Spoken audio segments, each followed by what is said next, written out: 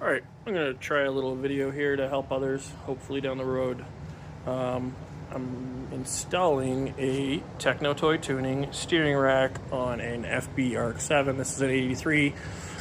This process will be the same for a 79 through 85 Rx-7 with a steering box. Mine is a manual steering car, not a power steering car, so it changes a bit differently the way the steering column works if you have a power steering car. So I'm going to give you guys kind of updates along the way. I'm not going to show you pulling every bolt because I figure most people can do that. So we're going to start with getting all the old junk off this thing. Basically involves pulling steering wheel, dropping that column down, pulling the ignition cylinders off and multifunction switch off, and then unhooking your pitman arm down here for the steering box, and then the whole steering box comes out. The whole steering shaft essentially is connected to the box, so it comes out as one big long piece. It's kind of fun to jangle around and get out of there. So yeah, I'll update you guys as I go, but this should work for most of you if you have trouble. Alright, start down inside the car. My car's obviously not quite stock, but you get the idea. So pull your horn, 19 mil bind here. Pull off your clamshell, Phillips screws. Below here, these are 14s, I believe they are. And we'll drop that down, and I'll show you what's up with the ignition cylinder up top. You got like safety screws on the top from factory. I've switched mine already, but I'll explain it to you as I get there. So we're gonna pull steering wheel, pull the clamshell, drop that down. All right, quick update where we're at. Steering wheel's off, multifunctions off. It's just a Phillips screw at the bottom of that, and the electrical connections in the back to pull it out. Comes out pretty easy. Up underneath, you have 12 millimeters for these, 12 millimeters for these. These don't technically need to come out because you can spin it. You don't really need to pull the ignition column. I have creative wiring in here, so I pulled mine. These have safety screws in them from the factory, so you have to pull the column down like this and use a little Dremel or something and put a slot in them. They're not in there tight. And then pull them out with basically a flathead. I've converted them to Allens because I've had this thing out of the car a few times. So basically what you're going to do at this point is, if you left that on there, if you leave the ignition column or the ignition on there, just put it in the first position. It basically makes this little lock go in, so the steering column's not locked and it can slide. So you can do that. For me, I've pulled it off. So, and then you can basically pull this down and you're gonna wiggle. It's kind of hard, but you can pull this shaft all the way out, and that's the outer shaft of it, and that's the inner shaft of it, and that's basically directly connected to the steering box. So basically now we're done inside the car, and we'll go to the outside of the car and we'll start on that. All right, we're underneath the car. You're obviously gonna get it up, pull your wheel off. Underneath here, you're gonna wanna pull, this is your pitman arm nut. So get that off there, pull that apart. You don't have to pull the pitman arm, you can get it out with leaving the arm on there if you want. And then here you have the 3 bolts, sorry for the shadows, that hold your steering box in. They go all the way through the frame rails. There's nuts on the other side. So I'll do that, show you what it looks like. All right, so we got these 3 bolts out here. Pitman arm is disconnected. You can leave the drag link up for now if you don't want to. So you'll look on here, and the steering box is loose. It's not connected to anything. And basically what you want to do is pull it straight out. It normally has to come up over this mount, so if you're doing this with a motor in the car, it's a pain in the asses. And if you have AC, you're pulling that too. You can apparently take them apart here, but it does fuck up all the preload and stuff apparently in the box. So mostly you just pull them apart like this. So mine, I have coils here. This is a swapped car, but I have coils in the way here. So I'm probably gonna have to move those, but I'll wiggle with it and fight with it and see what happens here. Okay, box is out. This is what I mean, how it's one big long piece. So in a normal car that doesn't have a big under tray splitter thing, so you normally have a plastic under tray here, so you'd have to drop that out, and you want the box to come out kind of like that. But with the outer shaft off, you get enough wiggle room side to side, and no motor, no rad, stuff like that in this car.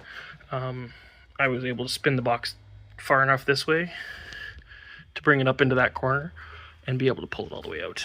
So next, we're gonna drop both tie rod ends, and then over here you have an idler arm that holds the rest of that drag link up, and that's it. That's the entire removal of existing steering. All right, so we have, already did the tie rod on the other side. Drop this tie rod, that drops that tie rod, and then we have to drop this idler arm.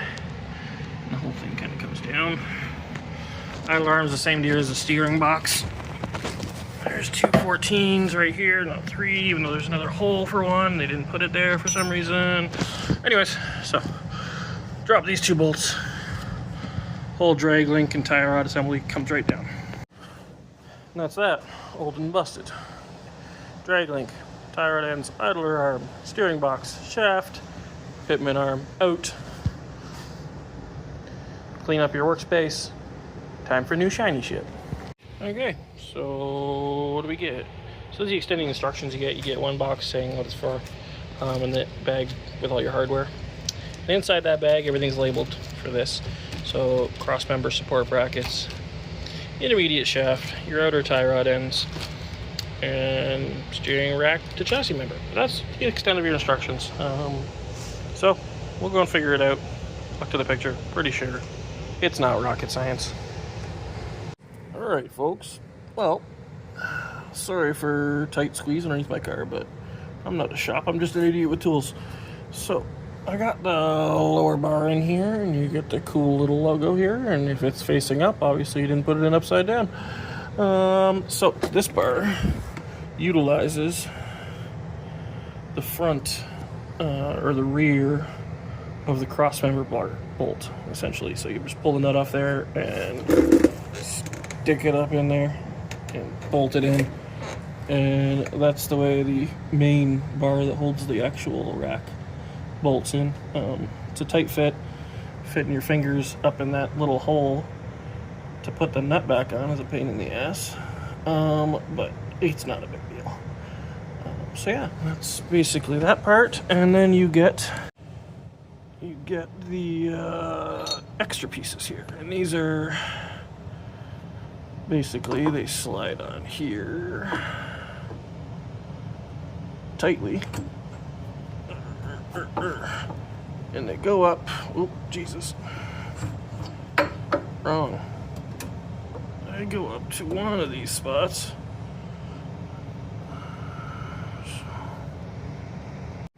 Okay, so had to fight with these a bit.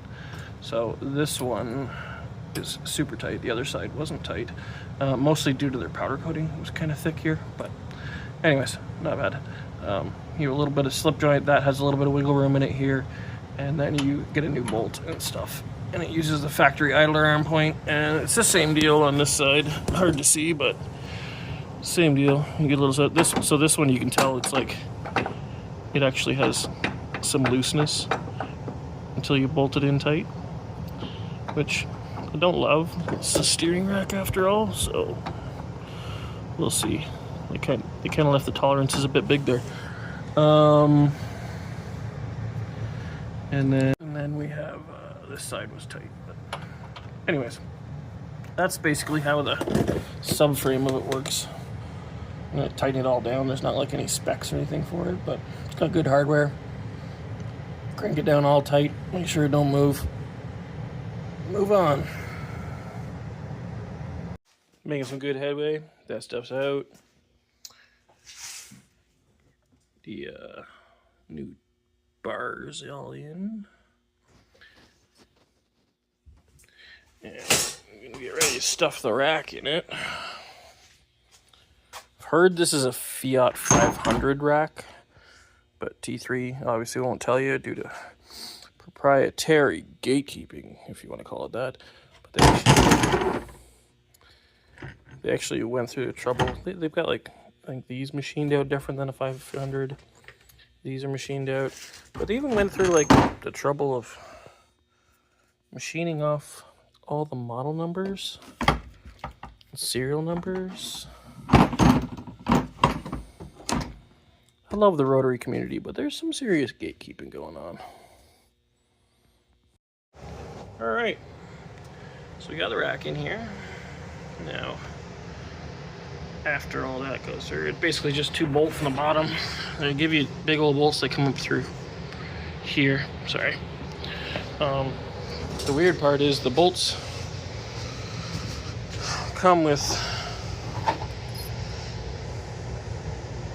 nuts, but the inserts in the like K-frame type deal are threaded and the bolts don't come all the way through, so not really sure what the deal is with that.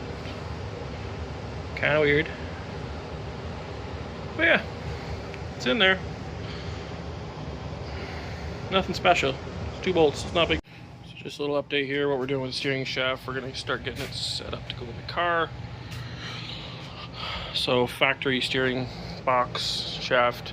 You can see here, I drilled these out. These are like plastic pins for your collapse joint in the case you're in an accident and you don't get a steering shaft through your chest.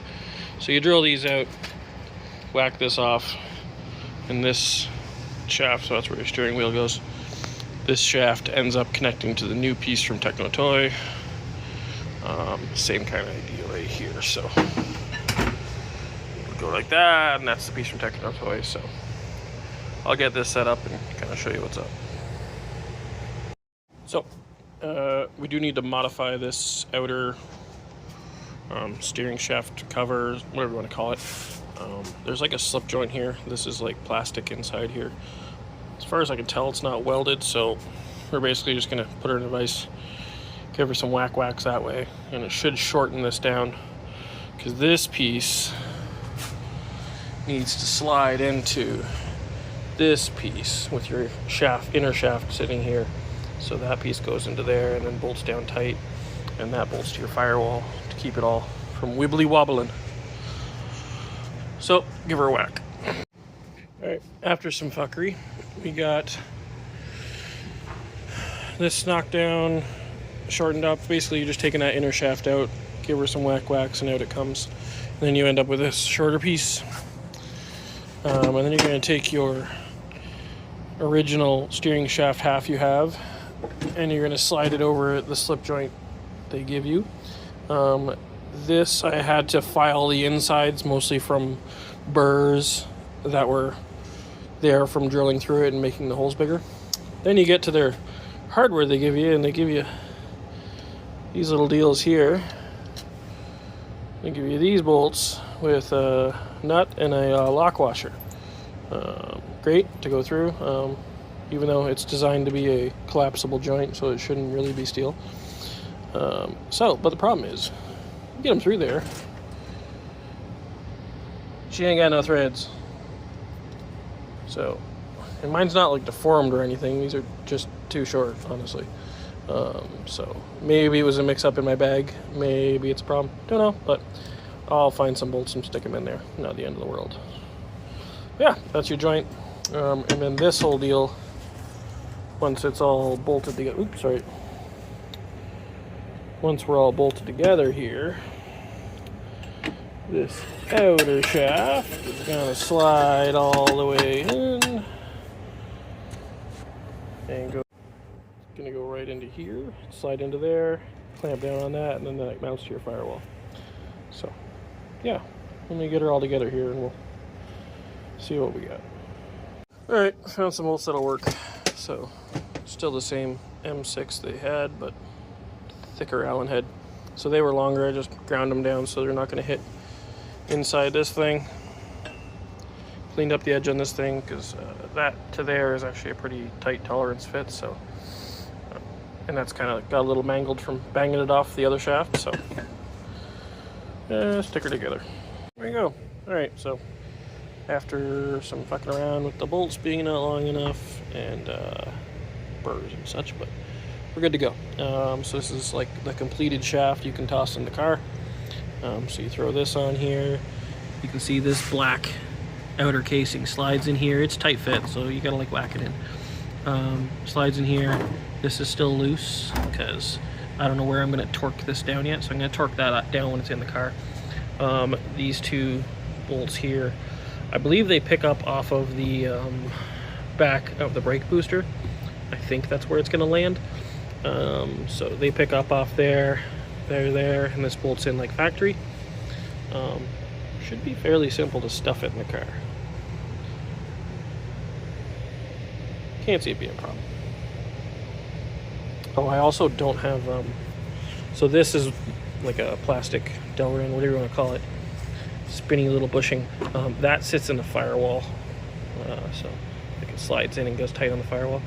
I don't have the rubber on my car, so I'm either gonna have to pull it from a parts car or I'll just see how it fits first, because I don't know if the rubber is part of the what's kind of holding that in center, but it shouldn't affect anything because all this would be tight. I just have a gap down here, which I've always had a gap down here. It's not a big deal. So I got parts cars if I need to go grab the rubber. All right, got him back in the car here. Just getting the shaft in place here. So what you will see, so if you look up in there, all the way up in there, I took the nuts off the back side of the brake booster because that's where that little bracket's gonna sit. So you kind of have to, it's bent to fit. So once this shaft is bolted all the way up to the top, then you can actually get the nuts on back there, and that's basically how she comes installed. So I'll kind of get that going and show you what's up. All right, continue the fuckery here. So we're on the joint. The only thing I don't have is back here where this little bushing is. I don't have the little rubber deal that goes there.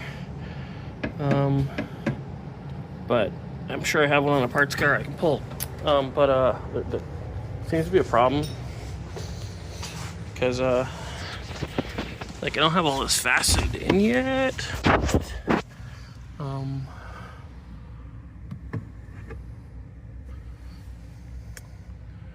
I don't think that's supposed to happen. All right, before you are like mad and stuff this whole thing in the car, go put this thing on. It sits right here. Or else you gotta take the whole thing back apart. So yeah, FYI, this goes before you bolt all this together. Just the grommet for the firewall. Basically, the steering shaft, this inner shaft, can slide right out of the outer shaft if you just push on it with your finger. So basically, what they've done here is they have a little C-clip, and it's on this plastic Delrin bushing where you're supposed to put your rubber. And you'll notice there's another machine groove right here. So they don't give you another C-clip, but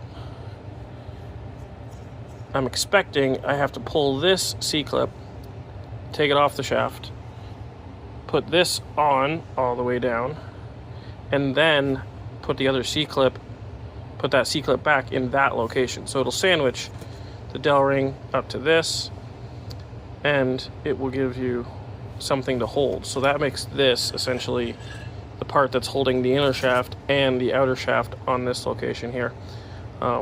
So yeah, I'll kind of get all that together and see what's up. I would expect that they gave me another C-clip in the bags. There was no other C-clip in the bags. But I'll go through all the hardware issues at the end of this. Okay, so I got a C-clip off. I threw the this deal on there, put the C-clip in the top. Seen it had a little more play because obviously the C-clip was missing from down here. So from talking to someone else who ordered one of these kits about a year ago, I think it's supposed to come with another C-clip. Mine did not. So on top of hardware issues, just missing hardware. Rather than, I live in Canada, so getting another one from T3 is gonna take forever. I can measure it and order it, but I found this.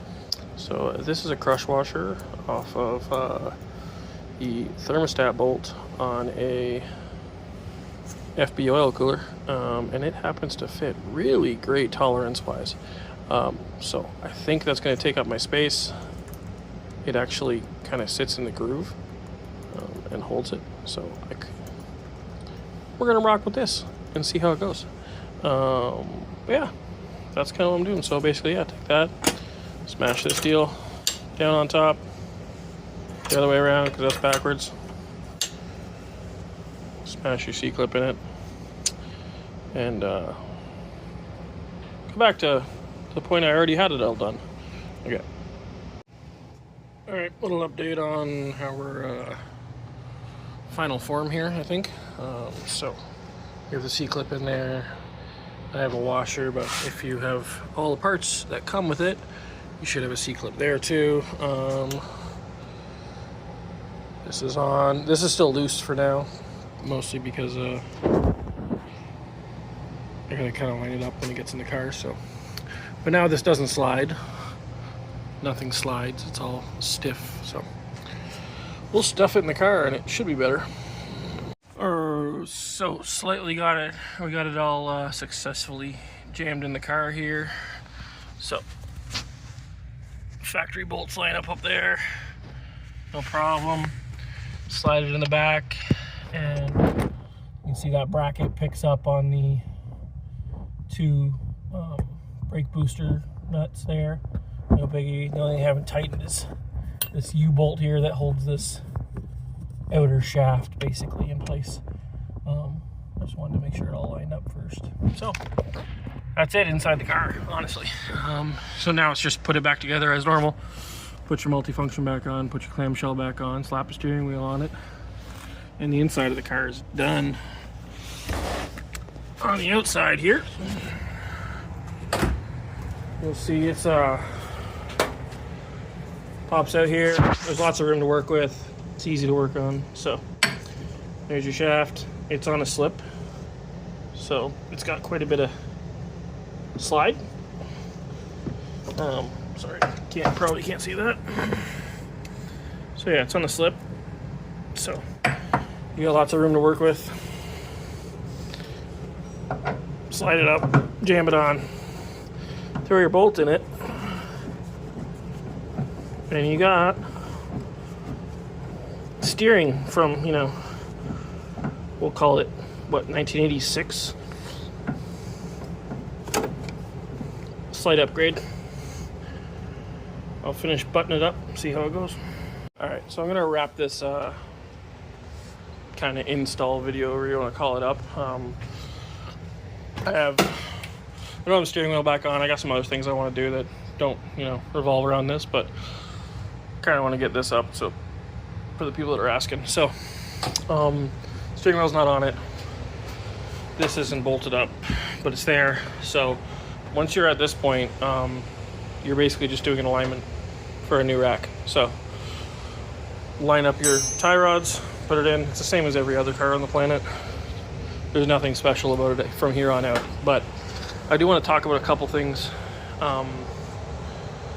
for this rack and the fact you don't really get instructions with it. So hardware wise, we had a couple problems. These bolts here are the ones that come to mate your factory inner shaft to the new shaft that they give you. They're not long enough, so you're probably gonna need some longer ones, unless I happen to get a bad batch. Who knows? I have no idea.